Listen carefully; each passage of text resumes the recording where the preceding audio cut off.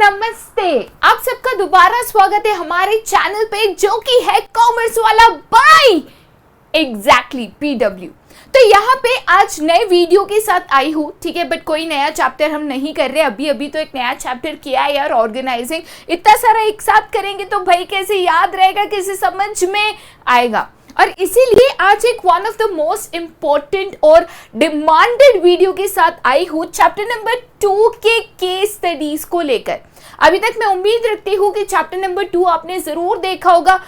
नहीं देखा ऐसे कैसे भाई, तो पहले चैप्टर नंबर 2 तो देखो, तब तो उसकी केस स्टडीज को कर पाओगे, राइट। केस स्टडीज करने के पहले हमेशा याद रखिएगा कि उस चैप्टर के कंसेप्ट जो है वो आपके लिए क्लियर होने चाहिए। सिर्फ मेजॉरिटी बच्चे मुझे बोलते हैं कि मैडम केस स्टडी ना बड़ी हार्ड होती है।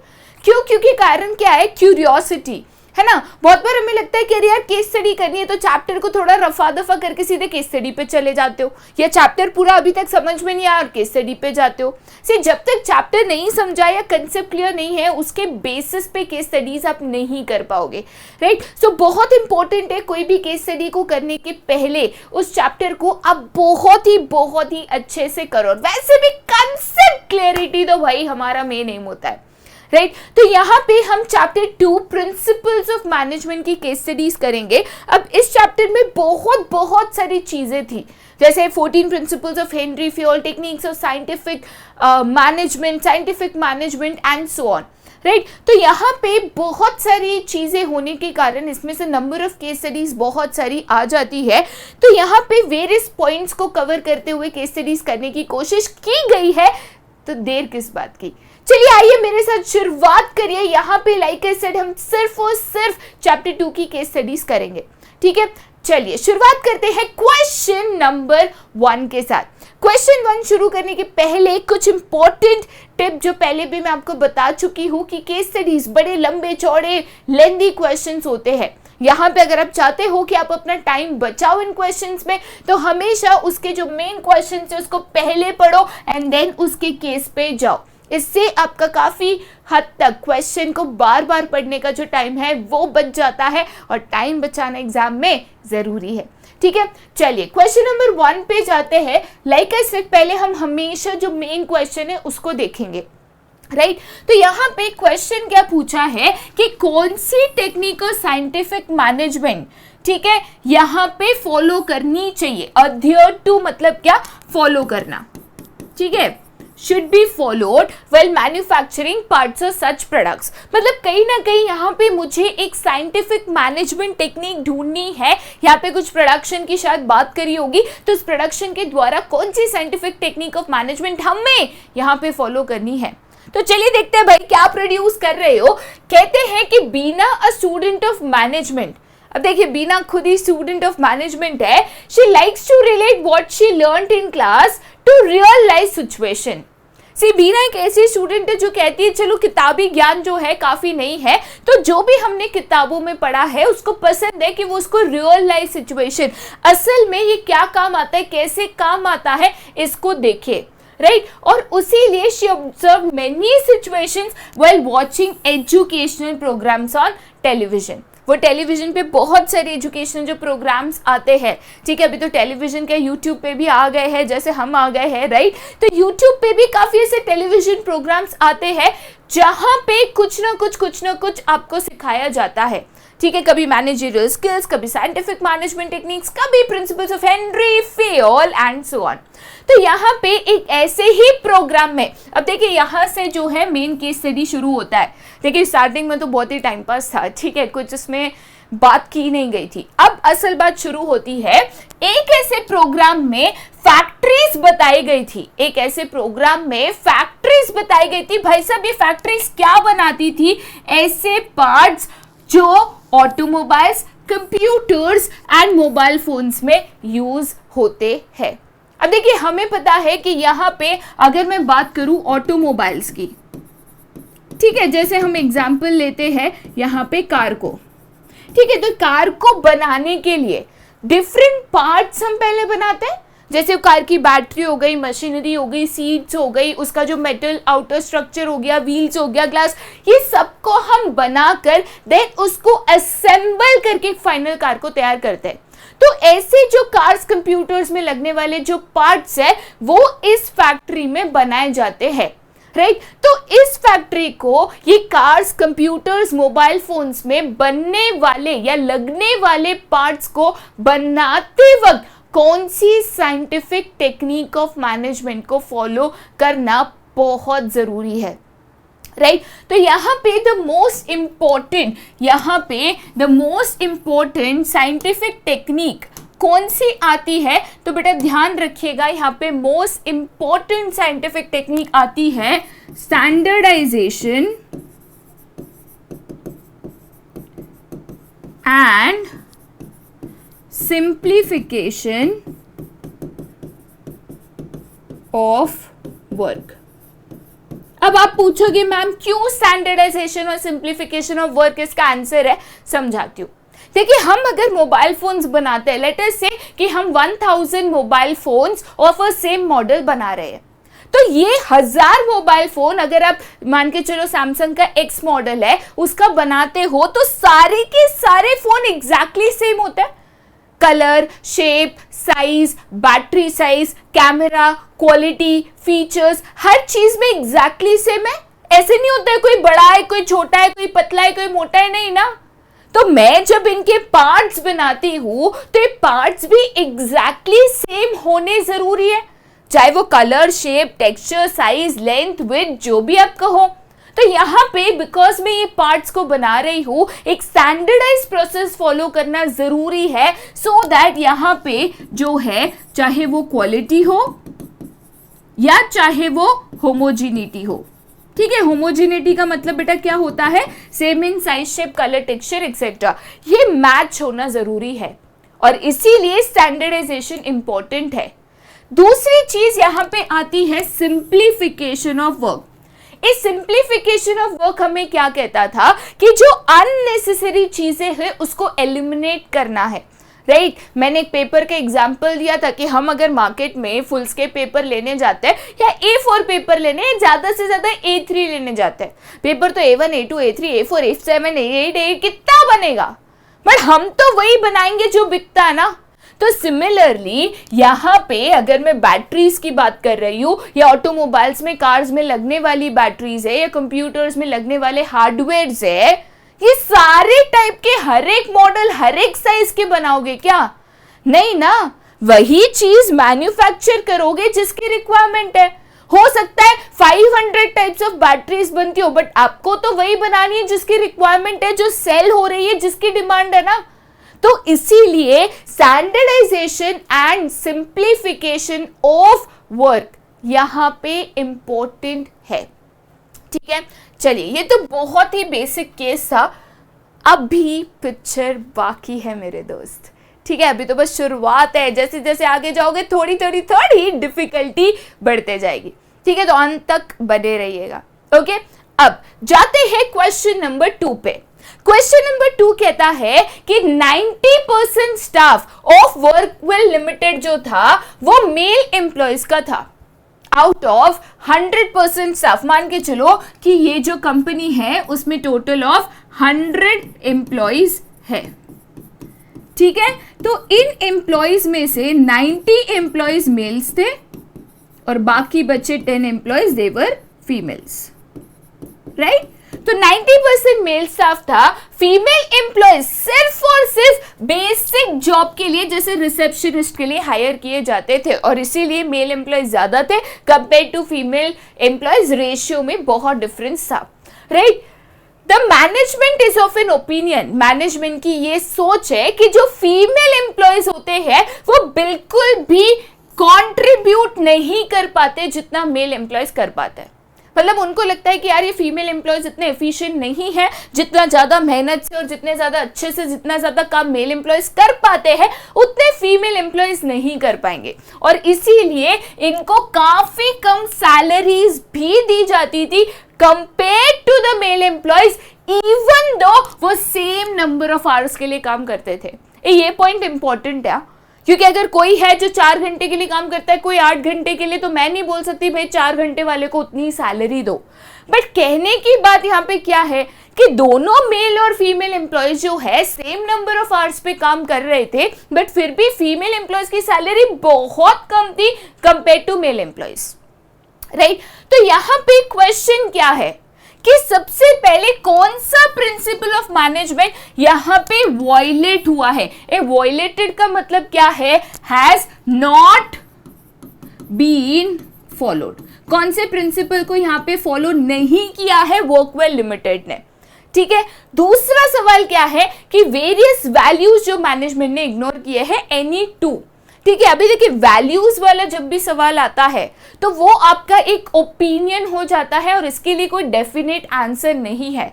आपको जो केस पढ़ के लगता है, सोच के लगता है, वो वैल्यूज डिफाइन कर सकते हो। हाँ ऑब्वियसली केस से रिलेटेड होने चाहिए, ठीक है। ऐसा नहीं कि भाई यहाँ पे बात हो रही है मेल फीमेल सैलरी की, आप बोलो कि यहाँ पे ना हम एनवायरमेंटल कॉन्शियस है या एनवायरमेंटल फ्रेंडली है। अरे यार एनवायरमेंट कहाँ आया यहाँ पे, ठीक है। तो ऐसा नहीं होना चाहिए, ये चीज बस आपको ध्यान रखनी है, ठीक है। तो सबसे पहली चीज मोस्ट इंपॉर्टेंट क्वेश्चन पे जाते हैं कि यहाँ पे कौन सा प्रिंसिपल फॉलो नहीं हुआ है। तो सबसे पहले मैं यहाँ पे कहती हूं कि सबसे पहले मेल और फीमेल्स में यहाँ पे अंतर किया जा रहा है।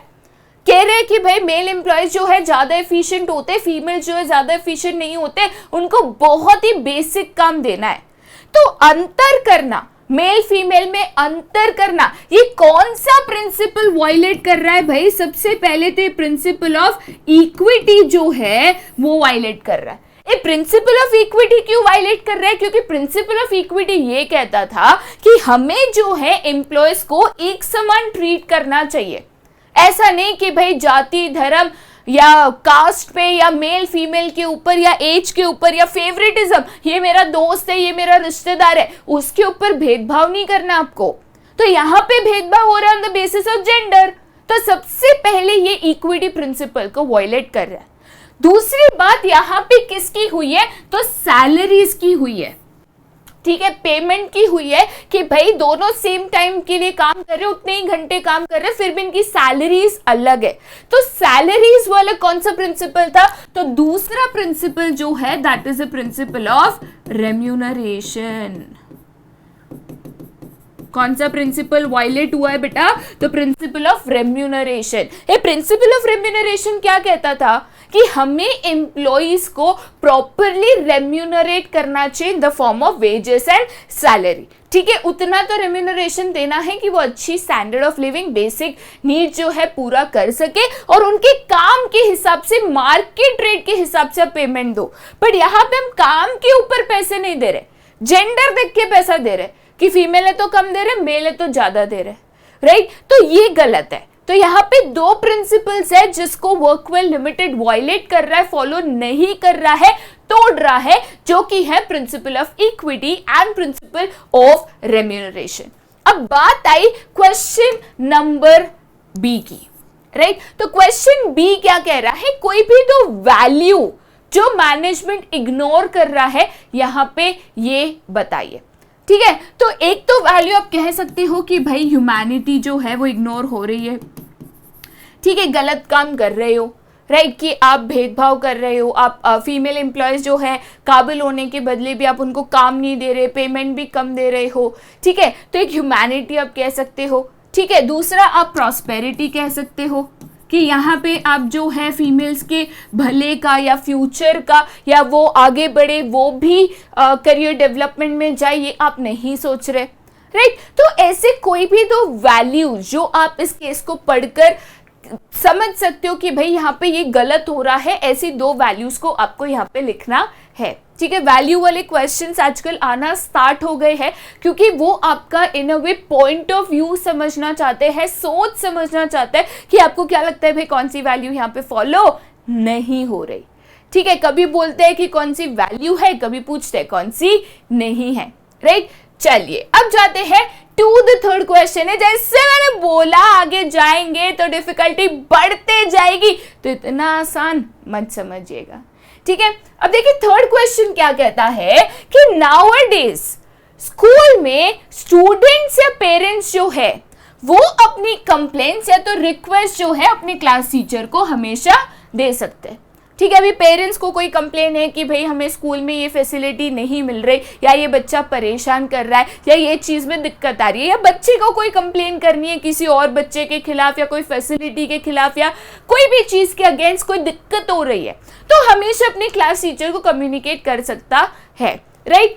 अगर क्लास टीचर को ज़रूरत लगती है, क्लास टीचर के हाथ में सॉल्व करना, वो कर देगा। बट अगर उसको लगता है कि नहीं भाई ये बड़ा इशू है, ये मेरे से सॉल्व नहीं हो रहा, तो वो यही इशू को हेड ऑफ डिपार्टमेंट जो है, जो उसका सीनियर होता है, वो उसको बता सकते हैं। अब हेड ऑफ डिपार्टमेंट जो है वो चाहिए तो वाइस प्रिंसिपल को बताए। वाइस प्रिंसिपल को लगता है भाई ये बहुत ही सीरियस इशू है, बहुत ही बड़ी दिक्कत, एकदम सीरियस वाला इशू है, तब जाके ये बात जो है प्रिंसिपल तक जाती है। ठीक है, तो पहले तो क्लास टीचर के पास जाओ। अब क्लास टीचर को अगर लगता है कि चलो ये इशू मैं सॉल्व कर लूंगा या कर लूंगी, तो बात उधर ही खत्म। बट उसको लगता है अरे यार ये मेरे कंट्रोल में नहीं है, मेरे हाथ में नहीं है, मुझे किसी सीनियर को बताना पड़ेगा। तो उसका सीनियर कौन होता है? तो डिपार्टमेंट हेड। उसका सीनियर कौन? Vice principal. उसका सीनियर कौन? तो प्रिंसिपल। ठीक है, तो यहाँ पे सवाल ये है कि कौन सा प्रिंसिपल ऑफ मैनेजमेंट यहाँ पे बताया गया है। ठीक है, जो इस केस में एक्सप्लेन किया गया है, explain with its exception, right. तो अब देखिए यहां पे फ्लो ऑफ कम्युनिकेशन देखिए, जो स्टूडेंट है या तो जो पेरेंट्स है वो किसके पास जाएंगे? Class teacher. Class teacher solve नहीं कर सकता तो किसके पास जाएगा? Department head. डिपार्टमेंट हेड अगर नहीं सॉल्व कर सकता तो किसके पास जाएगा? Vice principal. वाइस प्रिंसिपल अगर उसको लगता है भाई ये तो बहुत ही सीरियस चीज है, अपने हाथ में नहीं है, तो फिर किसके पास जाएगा? तो प्रिंसिपल। तो इन अ वे मैं कह सकती हूं कि ये जो है एक फ्लो ऑफ कम्युनिकेशन बन गया।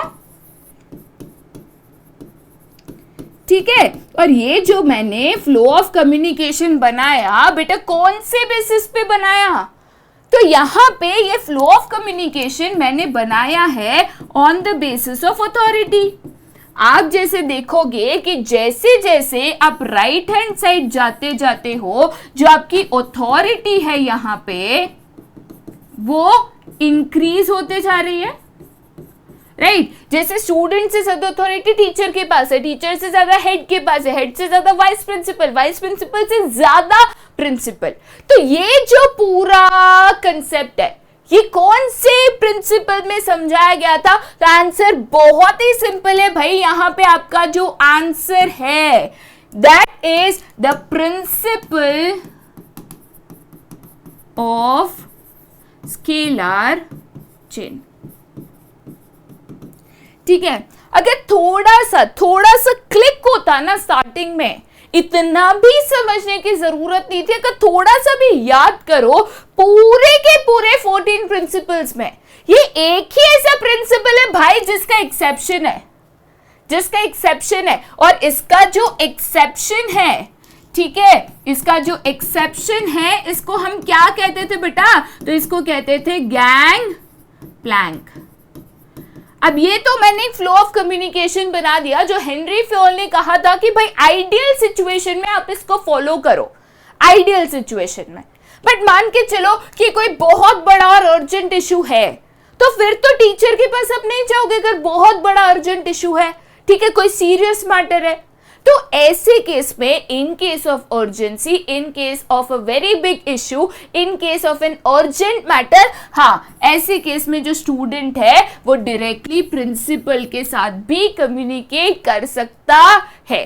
बट ऐसे एक्सेप्शनल केसेस में, नॉर्मल कम्युनिकेशन में आपको यही प्रोसेस को फॉलो करना है। सही इसका जवाब क्या होगा? प्रिंसिपल ऑफ स्केलर चेन यहाँ पे फॉलो हो रहा है, और उसका एक्सेप्शन क्या है? तो गैंग प्लैंक। गैंग प्लैंक को यूज करके इन केस ऑफ इमरजेंसी इस कम्युनिकेशन फ्लो को तोड़ के दो पर्सन जो सेम लेवल ऑफ मैनेजमेंट पे है वो कम्युनिकेट कर सकते हैं। ठीक है, चलिए आगे जाते हैं क्वेश्चन 4 में। अब क्वेश्चन 4 क्या कहता है? तो थोड़ा देख लो भाई, बहुत लंबा चौड़ा स्टोरी है इधर। ठीक है, तो इसीलिए ऐसे क्वेश्चन जो है थोड़े डिफिकल्ट लगते हैं। पेन पेंसिल हमेशा हाथ में रखो, ठीक है, इंपॉर्टेंट पॉइंट्स को अंडरलाइन करना है। ठीक है, क्वेश्चन में सबसे पहले क्या ढूंढना है, लंबा क्वेश्चन है भाई, पहले देख लेते हैं। ठीक है, state the techniques of scientific management used by the principal. मतलब यहाँ पे मुझे टेक्निक्स ऑफ साइंटिफिक मैनेजमेंट ढूंढनी है, बराबर की नहीं। ठीक है, अब देखिए सवाल क्या है कि स्टाफ मीटिंग में प्रिंसिपल जो है उसने एक ऑब्जेक्शन रेज किया कि जो हमारे टीचर्स है, ठीक है, वो 5 से 10 मिनट क्लास लेट स्टार्ट करते हैं। किधर? तो तीसरे माले पे, थर्ड फ्लोर पे जो क्लासरूम्स है वहां पे जो भी टीचर पढ़ाता है वो हमेशा 5-10 मिनट अपने लेक्चर को लेट ही शुरू करता है, जो कि एक दिक्कत है। दिक्कत क्यों है? क्योंकि यहाँ पे जो स्टूडेंट्स है वो इसकी कंप्लेन कर रहे हैं भाई कि 10 मिनट बाद टीचर आता है फिर लेक्चर चालू करता है, उतना टाइम हमारा वेस्ट होता है। बड़े सिंसियर स्टूडेंट्स होंगे, है ना। चलो एनीवेज, तो स्टूडेंट्स कंप्लेन कर रहे हैं, राइट। अब टीचर्स ने प्रिंसिपल को एक्सप्लेन किया कि देखिए सर या मैम जो भी हो, हम ये जानबूझ के नहीं कर रहे हैं। हम जब तीसरे माले तक जाते हैं, भाई यहाँ पे तो सीढ़ियां है, तो 3 माले हम चढ़ के जाते, ग्राउंड से, फर्स्ट से, सेकेंड से थर्ड, तो 3 माले चढ़ते ना बहुत थक जाते हैं। सो शुरुआत में हम 5-10 मिनट थकान के कारण रेस्ट लेते हैं, थोड़ा बैठते हैं, पानी वानी पीते हैं और फिर जो है हम अपना लेक्चर स्टार्ट करते हैं। अब इस प्रॉब्लम को सॉल्व तो करना है क्योंकि बच्चे कर रहे हैं कंप्लेन। तो प्रिंसिपल ने एक प्रपोजिशन दे दिया कि ठीक है, अगर यही दिक्कत है, भाई बात तो सही है, जेन्युइन चीज है, हम एक काम करते हैं, हम जो है ना लिफ्ट इंस्टॉल कर देते हैं, हम जो है लिफ्ट इंस्टॉल कर देते हैं, सो दैट ये टीचर का जो है ना बिल्कुल भी यहाँ पे टाइम वेस्ट ना हो, बिल्कुल भी यहाँ पे टाइम वेस्ट ना हो। तो यहाँ पे कौन सी टेक्निक को फॉलो किया गया है? तो यहाँ पे जो टेक्निक को फॉलो किया गया है, याद रखिए, वो है मोशन स्टडी। अगर आपको याद हो, मैंने यहाँ पे आपको बताया था कि अगर मोशन स्टडी की बात करें, ठीक है, अगर यहाँ पे मोशन स्टडी की बात करें तो जो हमारे मोशंस होते हैं, राइट, इनको हम 3 कैटेगरीज में क्लासिफाई करते हैं। ठीक है, पहली कैटेगरी होती है हमारे प्रोडक्टिव मोशंस। ठीक है, अब पढ़ाना, बोर्ड पे लिखना, ये प्रोडक्टिव मोशंस है, राइट। दूसरी कैटेगरी होती है अनप्रोडक्टिव मोशंस। अब यहाँ पे टीचर लिफ्ट से स्टेप से चढ़ के जा रहा है, 3 माले चढ़ रहा है, उसमें टाइम जा रहा है, फिर थक रहा है, बैठ रहा है, क्या ये प्रोडक्टिव है?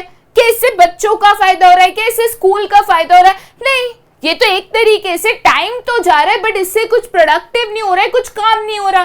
ठीक है, तीसरा तो हम अवॉइड करते हैं जो इंसिडेंटल मोशंस होते हैं, राइट, ये तो कभी कभी इमरजेंसी में अचानक से आ जाते हैं, कभी कभी वाली बात है, तो उसको तो हम इग्नोर ही मारते हैं, राइट। तो यहाँ पे हमने क्या किया, सबसे पहले ये मोशंस को आइडेंटिफाई किया कि टीचर जा रहा है, बैठ रहा है, थक रहा है, ये अनप्रोडक्टिव चीज है, तो मुझे इसको हटाना है। आई हैव टू इंश्योर कि प्रोडक्टिविटी ज्यादा हो और इसीलिए लिफ्ट इंस्टॉल कर दो। तो अनप्रोडक्टिव चीज पे जो टाइम जा रहा है बच जाएगा, राइट। तो यहाँ पे हमने मोशन स्टडी को यूज किया है, समझने की कोशिश की है कि भाई क्या ऐसा काम है, देखो टीचर आराम नहीं कर रहा, टाइम पास नहीं कर रहा, कुछ तो कर रहा है, बट वो ऐसी चीज है जिसमें कोई भी प्रोडक्टिविटी या स्कूल को या बच्चों को बेनिफिट नहीं मिल रहा है, तो इसको हटाना जरूरी है।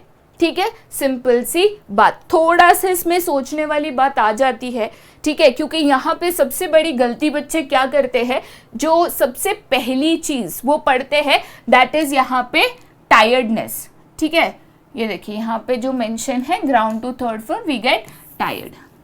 ठीक है, तो टायर्डनेस पढ़ते ना, थकान, तो उनके दिमाग में सबसे पहले ही आ जाता है फैटिग स्टडी, क्योंकि थकान मतलब फैटिग, है ना। लेकिन ध्यान रखिएगा, फैटिग स्टडी का एम क्या था कि यहाँ पे रेस्ट इंटरवल्स हम देखें कि भाई थकान होती है, दिन भर काम कर रहे हो, बट क्या मैंने ये बोला कि टीचर सुबह से लेक्चर ले रहा है, थक गया है, इसके लिए स्लो स्लो स्लो जा रहा है? ये नहीं ना, फैटिग स्टडी थकान पे काम करता है ड्यू टू वर्किंग आवर्स, कि भाई सुबह से काम कर रहे हो तो कब थकोगे, कब ब्रेक चाहिए। बट यहाँ पे थकान काम के कारण नहीं, वो एक्स्ट्रा एफर्ट जो 3 माले से हो रही है उसके कारण हुआ है, तो मेथड स्टडी है। ठीक है, इधर ही सबसे बड़ी गलती बच्चे करते हैं। मुझे लगता है जब भी मैंने शुरुआत भी करी होगी आपने भी जरूर सोचा होगा, झूठ मत बोलिएगा। ठीक है, चलिए आगे जाते हैं टू क्वेश्चन नंबर 5। ठीक है, अब क्वेश्चन नंबर 5 क्या कहता है कि मिस्टर मुकेश जो है उनकी एक शू मैन्युफैक्चरिंग कंपनी थी, राइट, ये शू मैन्युफैक्चरिंग फैक्ट्री थी। यहाँ पे वो लेबर इंटेंसिव मेथड से एम्प्लॉइंग लेबर, मतलब क्या कि भाई लेबर इंटेंसिव मेथड, लेबरर्स को यूज कर शूज को बना रहे थे, शूज को प्रोड्यूस कर रहे थे। अब उसमें अचानक से उसका बहुत ही स्मार्ट बेटा जो एमबीए कंप्लीट कर आया था, उसने भी अपने पापा का, प्यारे प्यारे पापा का बिजनेस ज्वाइन करा। अब पापा का बिजनेस ज्वाइन करा तो उसने एनालाइज किया कि भाई हम तो लेबर को यूज कर जूते बना रहे, बट अगर हम जो मॉडर्न टेक्नोलॉजी है, जो मशीनरी है, मतलब कैपिटल इंटेंसिव मेथड को यूज करे तो उससे हमारा जो कॉस्ट है वो भी कम होगा और क्वालिटी भी ज्यादा अच्छी होगी। अब देखिए, आप बिजनेस करते हो, ज्यादा अच्छी क्वालिटी भी बना पा रहे हो, कॉस्ट भी कम हो रहा है, तो जाहिर सी बात है कि यहाँ पे मैं कह सकती हूं कि यहाँ पे बेनिफिट ऑफ द बिजनेस होगा ना, राइट, यहाँ पे बेनिफिट ऑफ द बिजनेस होगा, राइट। तो ऐसे केस में जो पापा का लाडला बेटा है उसने कौन सी टेक्निक और साइंटिफिक मैनेजमेंट यहाँ पे यूज की है, और दूसरा सवाल यह है कि भाई ये टेक्निक का मेन ऑब्जेक्टिव, मेन काम क्या है। तो कौन सा मेथड हम प्रोडक्शन यूज कर रहे हैं, labour intensive method, capital intensive method, ये तो यहाँ पे नाम में ही तो जवाब है। यहाँ पे हमने मेथड स्टडी को यूज किया है। और मेथड स्टडी का मेन एम क्या होता है, देखिए एक चीज को करने के, मैं हमेशा ये चीज कहती हूं, एक चीज को करने के अनेक तरीके होते हैं, ठीक है, अनेक तरीके होते हैं, बट उसको हम अनेक तरीकों से कर नहीं सकते। तो हमारा काम होता है कि जो भी हमारे पास डिफरेंट तरीके हैं उनमें से सबसे फायदेमंद जो तरीका होता है उसको फाइंड आउट करना, ठीक है, क्योंकि उसमें से एक तरीका होगा जिसमें कॉस्ट भी कम होगा, फायदा भी ज्यादा होगा, जैसे यहाँ पे प्यारे से बेटे ने ढूंढकर निकाला, राइट। तो यहाँ पे मेथड स्टडी की बात करूं तो उसका ऑब्जेक्टिव क्या होता है, to find one best way of doing work, कोई भी काम करने का सबसे बेहतरीन, सबसे फायदेमंद तरीका ढूंढना। यही तो मेन साइंटिफिक टेक्निक्स का काम था भाई, हर चीज को बेस्ट तरीके से, सबसे फायदेमंद तरीके से कैलकुलेटेड डिसीजंस लेकर करिए, ठीक है। चलिए जाते हैं to the next case study. अब अगेन देखो भाई कितनी लंबी चौड़ी केस स्टडी है, कभी कभी पढ़ने में बच्चे 10 मिनट निकाल देते हैं, ठीक है, बट केस स्टडी इजी है, राइट। अगेन यहाँ पे जो है वेरियस प्रिंसिपल्स ऑफ मैनेजमेंट को आपको ढूंढना है, जो मेहुल नीरज को एडवाइस कर रहा है, ठीक है, मतलब यहाँ पे 2 जन की कहानी है मेरे दोस्त, ठीक है। चलिए कहानी पे डायरेक्टली आते, केस पे आते, बिल्कुल हम टाइम इस पे नहीं डालेंगे। तो नीरज जो है उसको post of a software developer एक आईटी कंपनी में मिला, मतलब एक नई बढ़िया नौकरी लगी नीरज को। अब नौकरी लगने के बाद पहले ही दिन में मेहुल जो है उनकी प्रोजेक्ट मैनेजर है, ठीक है, जिसके साथ नीरज काम करेगा, ऐसे समझ लो भाई, प्रोजेक्ट मैनेजर, ये सब टेक्निकलिटी में नहीं जाना है, प्रिंसिपल्स ऑफ मैनेजमेंट पढ़ना है ना। तो यहाँ पे मेहुल जो है उनकी प्रोजेक्ट मैनेजर है, जो नीरज को कहते हैं कि जब आप काम करोगे during the course of his work, मतलब जब आप काम करोगे तो बहुत सारी ऐसी घटनाएं होगी, अपॉर्चुनिटीज मिलेगी जो आपको कहीं ना कहीं टेम्प्ट करेगी, ठीक है। ऑब्वियसली आप एक एम्प्लॉय हो, आपके पास अथॉरिटी होगी, रिस्पॉन्सिबिलिटी है, काम दिया है तो काम को पूरा करने के लिए अथॉरिटी होगी। काफी बार ऐसे नीरज के पास मौके आएंगे जहां पे वो टेम्प्ट हो जाएगा कि वो अपने पावर्स को जो है अपने फैमिली के फायदे के लिए इस्तेमाल करे और कंपनी के फायदे को ध्यान में ना रखते हुए। देखिए बहुत बार ऐसा आता है हमारे पास चॉइस हो जाती है कि अपना सोचे या कंपनी का सोचे। तो यहाँ पे मेहुल ने नीरज को यही समझाया कि हो सकता है कि आप भी जब काम कर रहे हो तो आपके साथ भी ऐसा हो, आपके सामने भी ऐसा मौका है जहां पे आपका फायदा आपको दिखे और कंपनी के फायदे को आप इसमें छोड़ दो या कंपनी का इसमें नुकसान हो। बट ऐसे केस में हमें बिल्कुल भी ऐसा नहीं करना है। ये बहुत हाई फंडू वर्ड्स है यहाँ पे कि he should rather exhibit exemplary behavior as it will raise his stature in the eyes of the company। इसका मतलब समझा देती हूँ क्योंकि वरना मुझे कमेंट सेक्शन में यही वर्ड्स के बारे में पूछोगे, प्रिंसिपल को छोड़ दोगे। ठीक है, तो इसका मतलब ये होता है कि ऐसे केस में आपको अपने आप को सही दिखाना होता है। एग्जिबिट मतलब क्या, आपको लोगों के सामने अपने आप को प्रूव करना होता है कि ऐसे सिचुएशन में जहां पे आपके पास मौका था कि आप अपना फायदा देखो, आपने अपना नहीं कंपनी का फायदा देखा, सो दैट कंपनी के आंखों में आपका जो स्टेटस है, स्टैचर को आप स्टेटस समझ सकते हो, रिस्पेक्ट इज्जत समझ सकते हो, वो आपकी बढ़ जाए।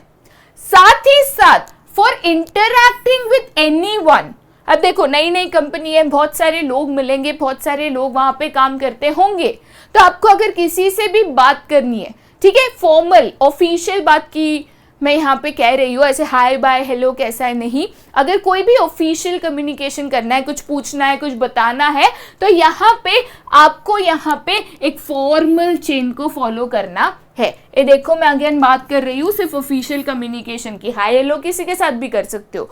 यहाँ पे ऑफिशियल मैटर्स कुछ भी आपको बताने हैं तो एक फॉर्मल चेन ऑफ कम्युनिकेशन है, आपको उसी को फॉलो करना है।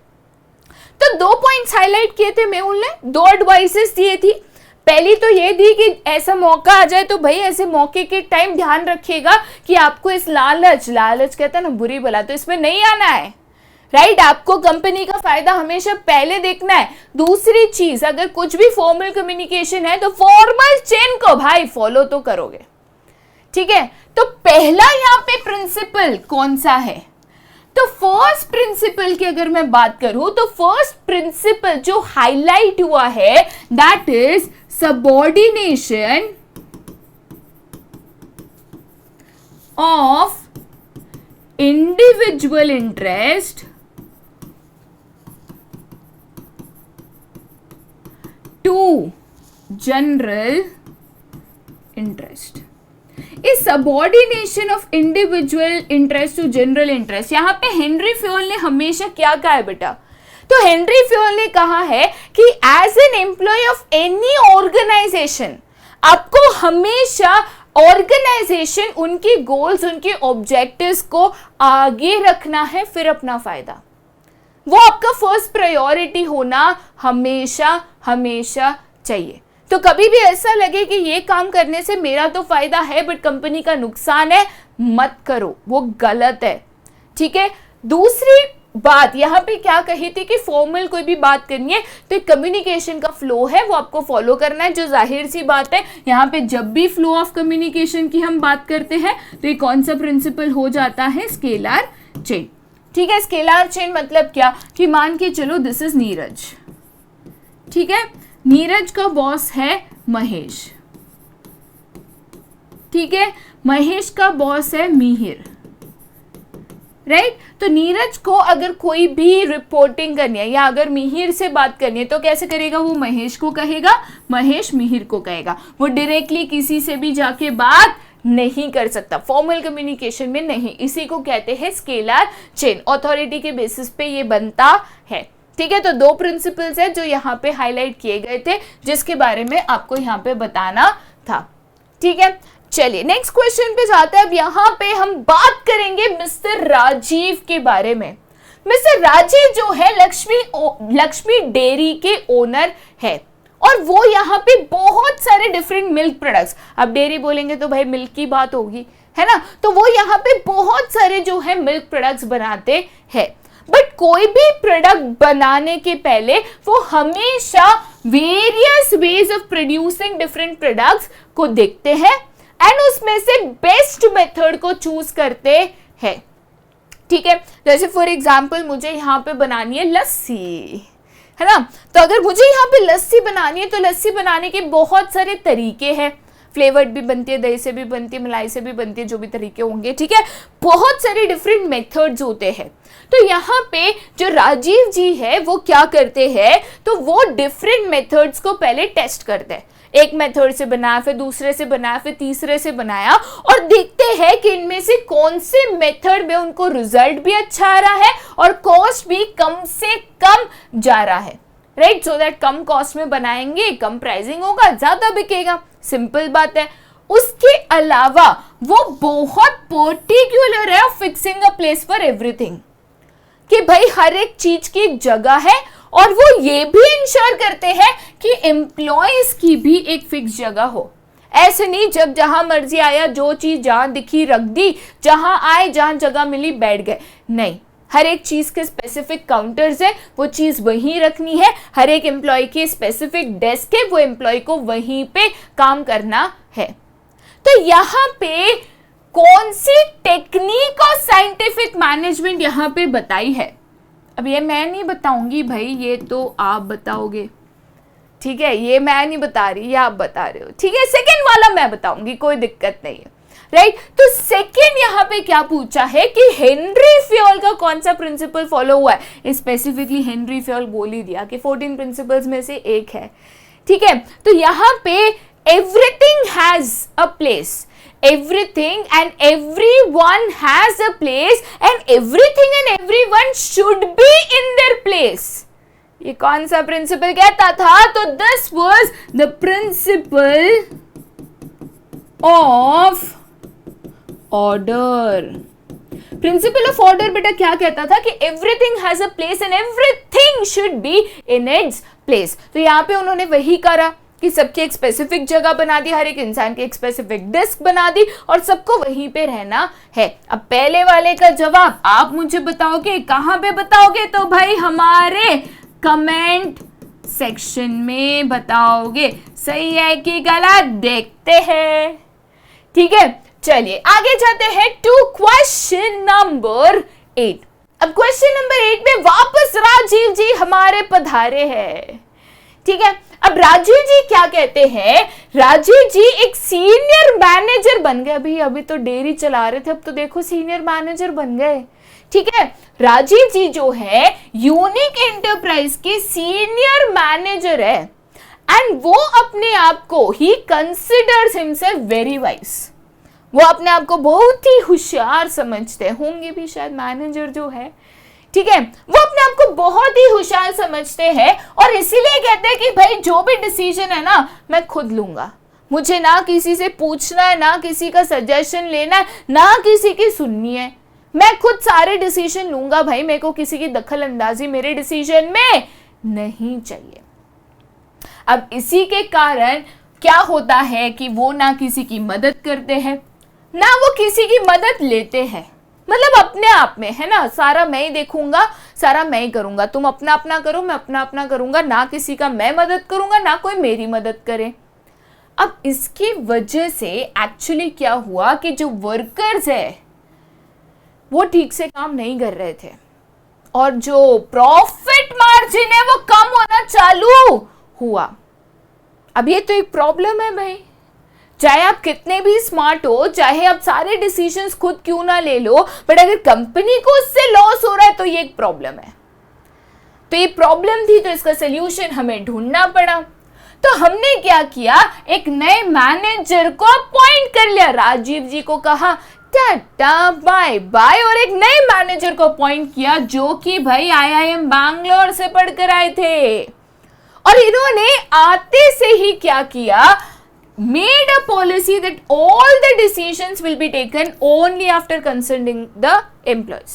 उन्होंने आते से ही सबसे पहली बात ये कही कि आज के बाद अगर कंपनी कोई भी डिसीजन लेगी, एक चीज याद रखिएगा, डिसीजन मैनेजमेंट ही लेता है। मैं अगर एक एम्प्लॉय हूं, मैं डिसीजन नहीं ले सकती, बट हाँ, एम्प्लॉयज को सजेशन देने का, अपना आइडियाज बताने का पूरा अधिकार होना चाहिए, राइट। तो यहाँ पे सबसे पहली चीज उन्होंने क्या करी, उन्होंने कहा कि हम यहाँ पे जो है एम्प्लॉयज को पूछे बिना, उनके सजेशंस लिए बिना कोई भी आज के बाद डिसीजन नहीं लेंगे, ठीक है। उनको भी उतना ही इंपॉर्टेंस मिलना चाहिए और सारे एम्प्लॉयज सम सजेशन देंगे, बेस्ट सजेशन को रिवॉर्ड भी किया जाएगा।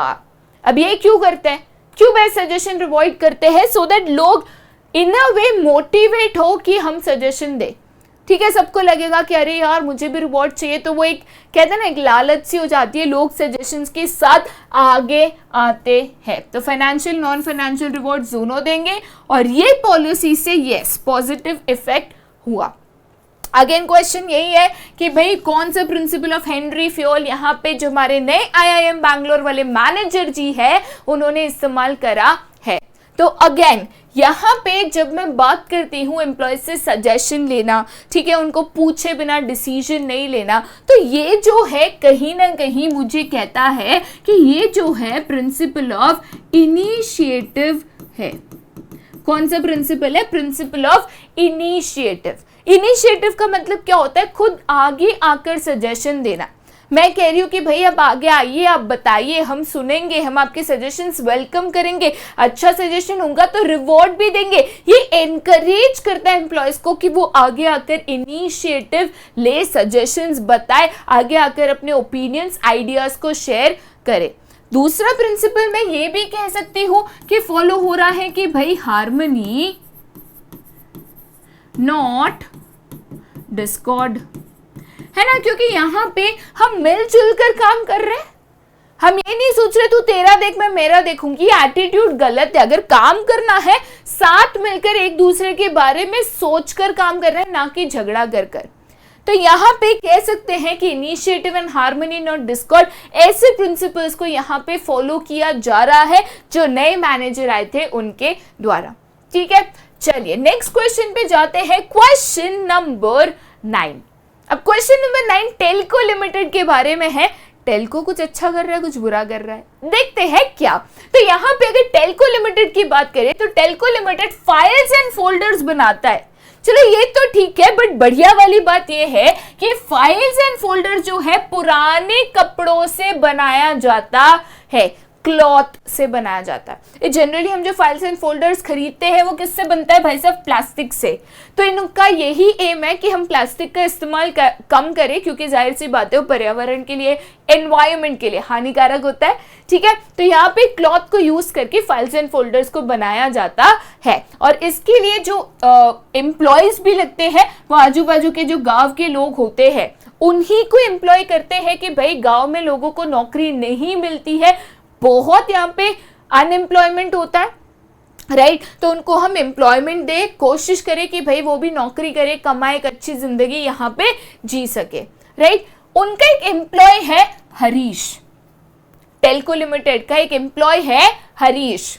अब हरीश ने एक प्लान डिजाइन किया कि हम ये जो फाइल्स एंड फोल्डर्स बनाते हैं क्लॉथ से, हम उसका कॉस्ट रिड्यूस कर सकते हैं अगर हम इस प्लान से प्रोडक्शन करें। लेकिन भाई उनका प्रोडक्शन मैनेजर था बड़ा एक खड़ूस और उसने इस प्लान को कर दिया रिजेक्ट। क्या कर दिया, रिजेक्ट कर दिया। अब दूसरे एम्प्लॉय ने कुछ सजेशंस दिए कि भाई हम जो है ना इसको बेहतर डिजाइन बना सकते हैं और अच्छा बना सकते हैं और अट्रैक्टिव बना सकते हैं कि सेल ज्यादा हो। बट अगेन प्रोडक्शन मैनेजर देखो खड़ूस है ना, एक की नहीं सुनेगा तो किसी की नहीं सुनेगा, कर दिया रिजेक्ट। अब सवाल ये पूछा गया है कि कौन सा प्रिंसिपल ऑफ मैनेजमेंट यहां पे वॉयलेट हुआ है, फॉलो नहीं हुआ है। कौन सा प्रिंसिपल ऑफ मैनेजमेंट यहां पे वॉयलेट हुआ है, फॉलो नहीं हुआ है। अब अगेन ये जो सवाल है भाई आप करोगे एज होमवर्क और किधर बताओगे, मुझे कमेंट सेक्शन में बताओगे। सारे सवाल मैं ही करा दूंगी तो भाई आप कैसे समझोगे कि आप सीख रहे हो, कर पा रहे हो, नहीं कर पा रहे हो। एग्जाम में जाके स्टंट नहीं मारना है हमें, ठीक है।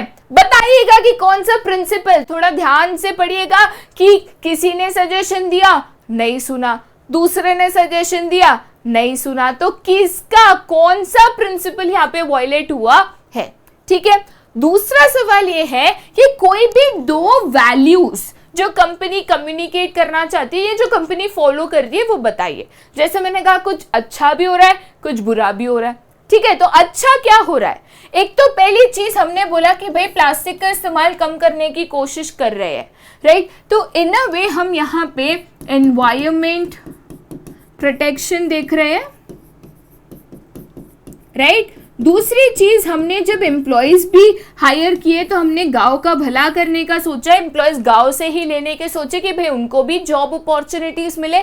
तो हम कह सकते हैं कि दूसरी वैल्यू हम जो है फोकस कर रहे हैं क्रिएशन ऑफ एम्प्लॉयमेंट पे, या बेनिफिट ऑफ द सोसाइटी आप बोल सकते हो, या अपलिफ्टमेंट ऑफ द सोसाइटी आप कह सकते हो, राइट। तो यहाँ पे जो है दो वैल्यूज भी फॉलो हो रहे हैं, तो अच्छे काम भी टेल्को लिमिटेड कर रहा है। बट एक ही दिक्कत है कि भाई प्रोडक्शन मैनेजर खड़ूस है, सुनता नहीं है, कोई तो एक प्रिंसिपल जो है उसको फॉलो नहीं करता, जा भाई जा बोल देता है, ठीक है। कौन सा आपको मुझे बताना है, हाँ ठीक है, जरूर बताइएगा कमेंट सेक्शन में। चलिए आगे and to the last question यहां पे जाते हैं। अब यहां पे बात हो रही है भाई पवन की।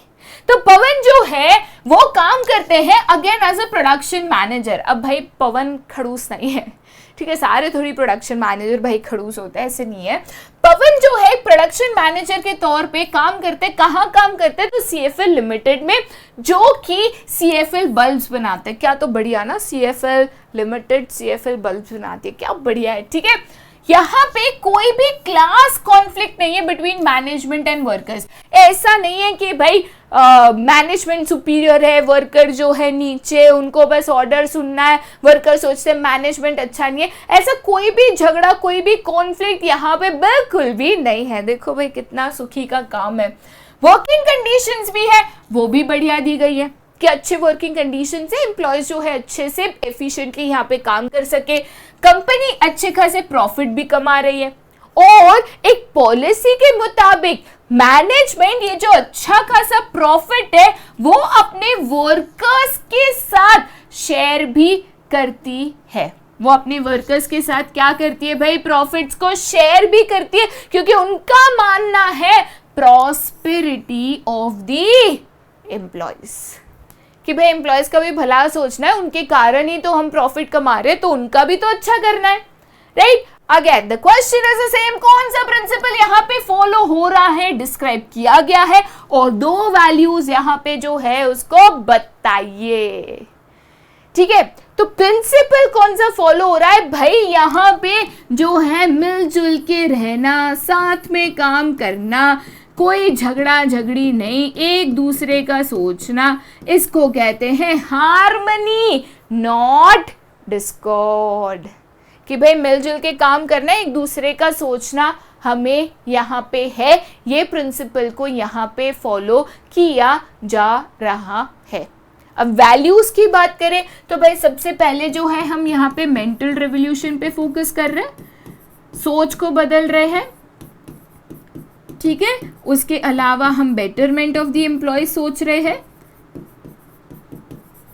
तो ऐसे कोई भी दो वैल्यूज जो आपको लगते हैं कि भाई यहाँ पे जो सीएफएल लिमिटेड फॉलो कर रहा है उसको लिख सकते हो, ठीक है। वैल्यूज के लिए आपको थोड़ा सा दिमाग पे जोर देना होगा, राइट, बट वर्ड्स पकड़ो। एक तो सोच जो है बदली, ठीक है, दूसरा एम्प्लॉयज का भी सोचा, राइट। तो ये एक तरीके से ये आपको यहाँ पे समझना होता है, ठीक है। आप टीम वर्क भी कह सकते हो, कोई दिक्कत नहीं है, क्योंकि साथ मिलकर काम करना, क्योंकि भाई एम्प्लॉयज के बिना मैनेजमेंट कुछ नहीं, मैनेजमेंट के बिना एम्प्लॉयज कुछ नहीं है, ठीक है। बहुत सारे डिफरेंट टेक्निक्स को, प्रिंसिपल्स को यहाँ पे हमने कवर करने की कोशिश करी है, ठीक है। और भी ऐसे क्वेश्चन से आगे इसको ज़रूर करते रहेंगे, बट एक साथ करेंगे, बहुत ज़्यादा हमें कंफ्यूज होना नहीं है। दो क्वेश्चंस मैंने आपको दिए थे, इसीलिए दिए थे सो दैट हम जब पढ़ते हमें लगता है अरे यार ये तो इजी था, बट बहुत इंपॉर्टेंट है कि हम चेक करें कि अगर ऐसा क्वेश्चन आ गया तो क्या हम इसको अटेम्प्ट कर पाएंगे, सही आंसर इसका दे पाएंगे। तो क्या थे इसके आंसर्स, जो 2 क्वेश्चंस मैंने आपको होमवर्क में दिए थे, मुझे कमेंट सेक्शन में ज़रूर बताइएगा, ठीक है। ऐसे और वीडियोस के साथ और केस स्टडीज के साथ आगे के चैप्टर्स की केस स्टडीज को लेकर ज़रूर आऊंगी, क्योंकि आपने मांगा तो हम तो देंगे, ठीक है। वापस दोबारा ज़रूर मिलेंगे। Till then bye bye.